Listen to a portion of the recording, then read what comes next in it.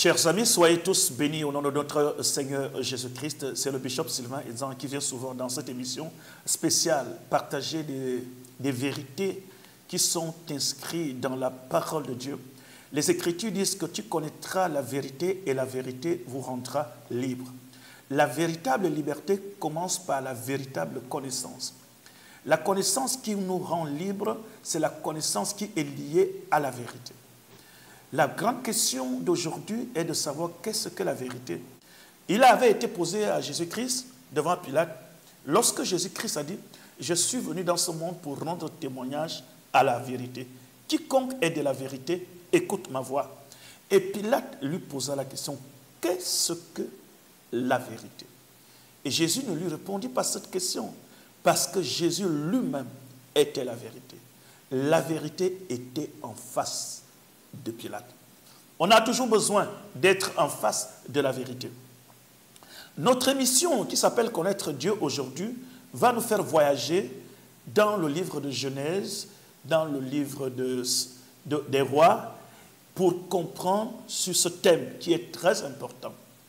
Le thème d'aujourd'hui est un thème: est-ce qu'on peut échanger l'étoile d'une personne? Est-ce qu'il y a la possibilité de voler ou d'échanger ou d'exploiter même l'étoile d'une autre personne?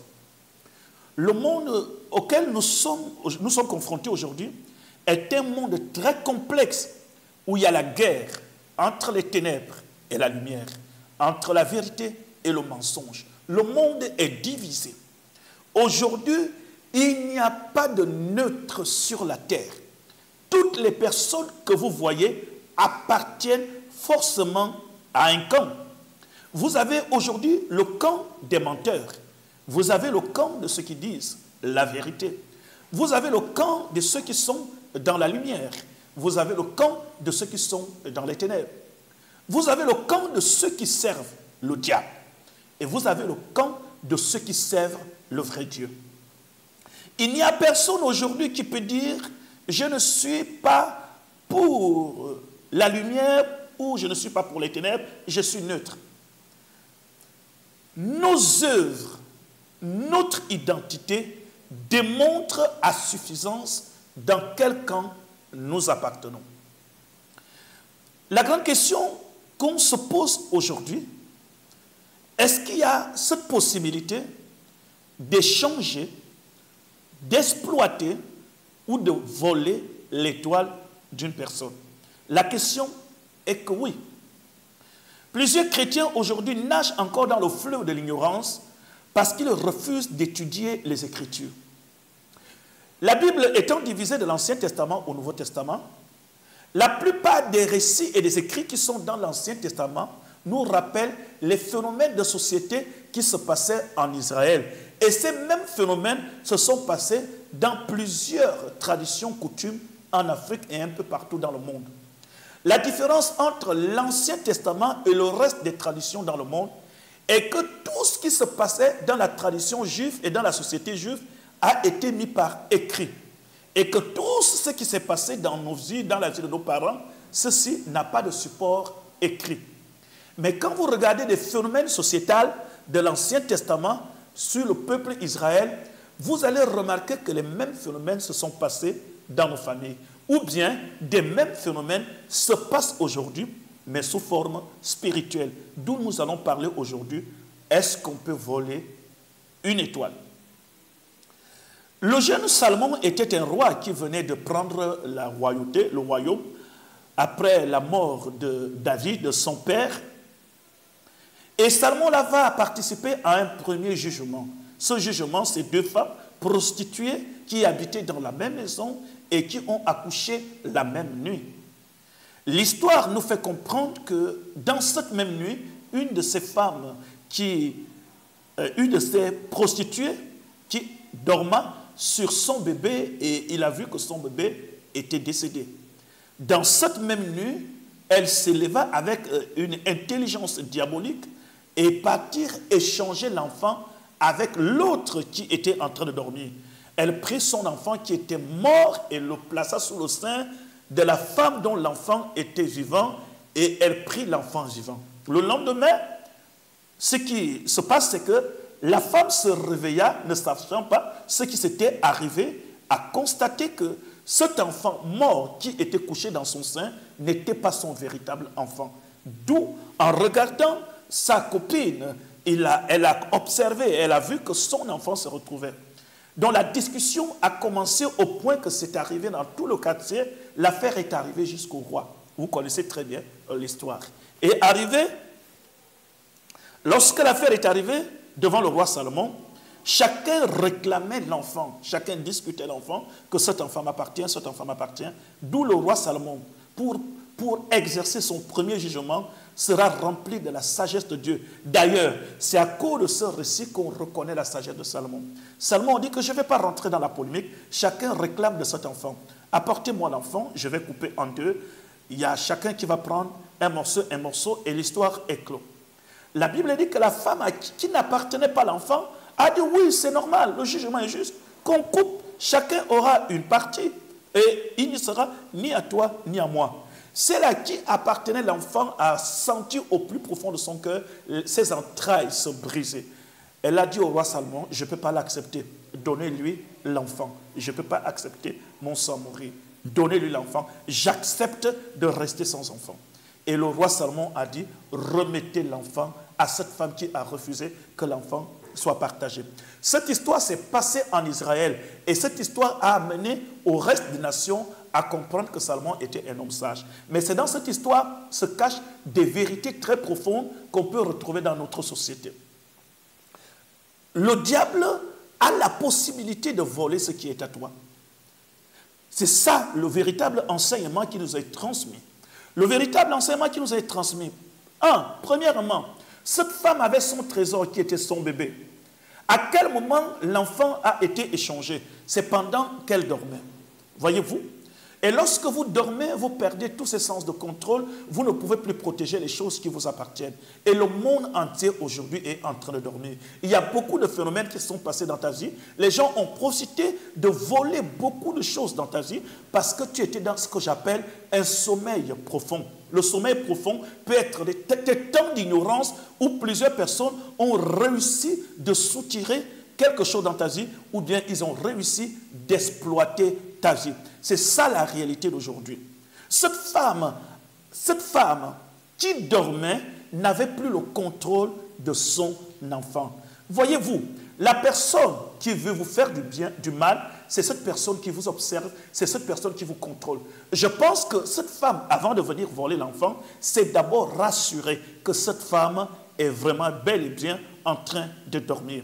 Elle a étudié, elle a examiné, elle a pris le temps de pouvoir enlever cet enfant dans les mains de sa véritable maman.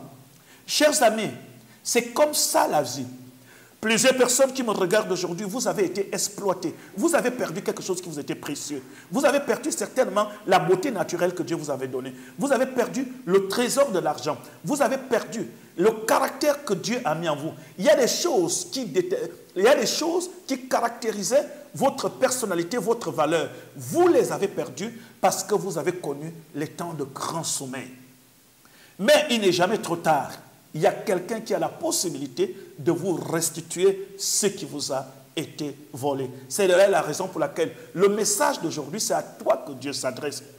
Mais pour que Dieu puisse te restituer ce qui est à toi, la première chose qui est aussi très importante, c'est que la maman a constaté d'abord que ce bébé en ce moment qui est couché dans mon sein, qui est mort, n'est pas mon bébé.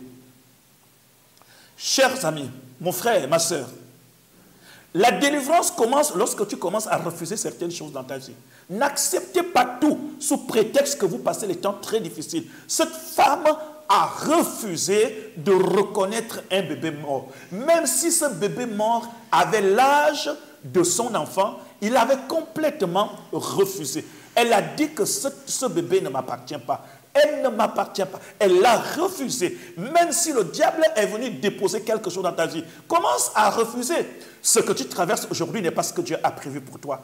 Ce que tu vis aujourd'hui n'est pas ce que Dieu t'a destiné. Quelquefois, vous acceptez des situations et vous devenez esclave de ces situations. Il est temps de te réveiller de ton sommeil. Il est temps que tu te réveilles aujourd'hui et faire le constat de ta vie. Mon frère, ma soeur, chers amis, chers pasteurs, observe bien ton ministère aujourd'hui. Observe bien ton appel aujourd'hui. Est-ce que ton ministère aujourd'hui, dans ce qu'il représente, est-ce que c'est vraiment le ministère que Dieu t'avait donné? Est-ce que ce que tu possèdes aujourd'hui, c'est ce qui t'avait été destiné? Ou bien le diable a profité de voler ce qui est à toi et te donner ce qui est à lui dans tes temps de sommeil, dans tes temps de faiblesse. C'est la raison pour laquelle je te demande de te réveiller. Parce que la plus grande richesse de cette femme et de tout homme sur la terre, ce sont les hommes. Lorsque vous avez les hommes, vous avez votre richesse. Souvenez-vous de ce combat qu'Abraham a eu lorsqu'il a vaincu les rois avant de pouvoir rencontrer Melchisedec. Abraham, de retour, il rencontra des rois et ils lui ont proposé à Abraham, donne-nous les hommes et nous, on va te donner de l'argent, l'échange. Donne-nous les hommes qui font ta force, les hommes qui t'ont permis de gagner les guerres, les hommes qui t'ont permis de gagner les territoires, les hommes qui combattent à tes côtés, les hommes forts de tes côtés. Donne-nous les hommes et nous, on te donnera des biens. Abraham a dit, je ne prendrai rien entre vos mains de peur que vous ne dites que nous avions enrichi Abraham. Le diable cherchera toujours à voler dans ta vie ce qui fera ta force. Et je viens, au nom de notre Seigneur Jésus-Christ, te dire, réveille-toi de ton sommeil. Satan ne réussira pas. Quelle que soit son efficacité, quelle que soit son endurance, Satan ne réussira pas dans ta vie. Et je t'annonce qu'à partir de ce mois que nous allons commencer, c'est de la restitution. La restitution a commencé par le constat, je refuse que cette situation, je refuse que cette chose soit dans ma maison. Autre chose, non seulement que la femme a refusé de prendre ce bébé, mais elle a apporté l'affaire au roi. Et le roi a choisi l'épée pour couper l'enfant en deux.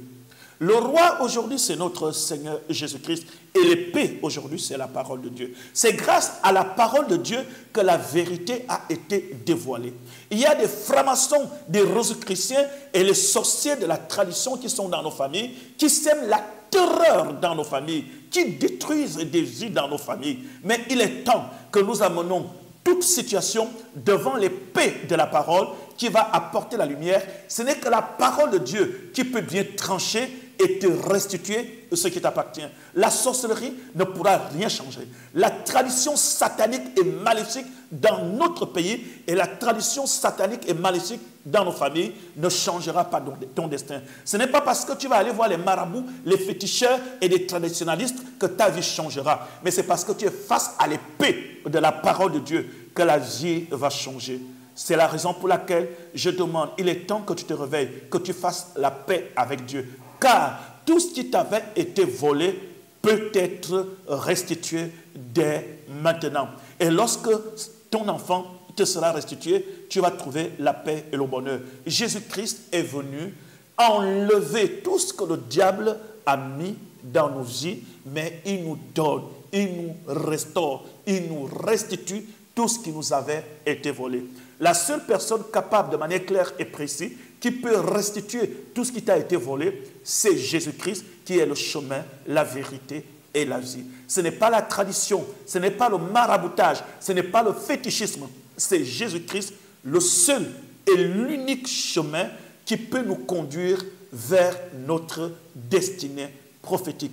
Que Dieu vous bénisse abondamment. Je suis votre humble serviteur, le bishop Sylvain Ezan, et je vous invite à prendre part à cette grande réunion de prière qui se passera ce dimanche à partir de 9h au chantier moderne à 200 mètres du fin goudron. Vous serez les bienvenus dans ce programme où Dieu va restituer tout ce qui t'a été volé. Quant à moi, je vous dis ciao, ciao, au revoir et que Dieu vous bénisse abondamment.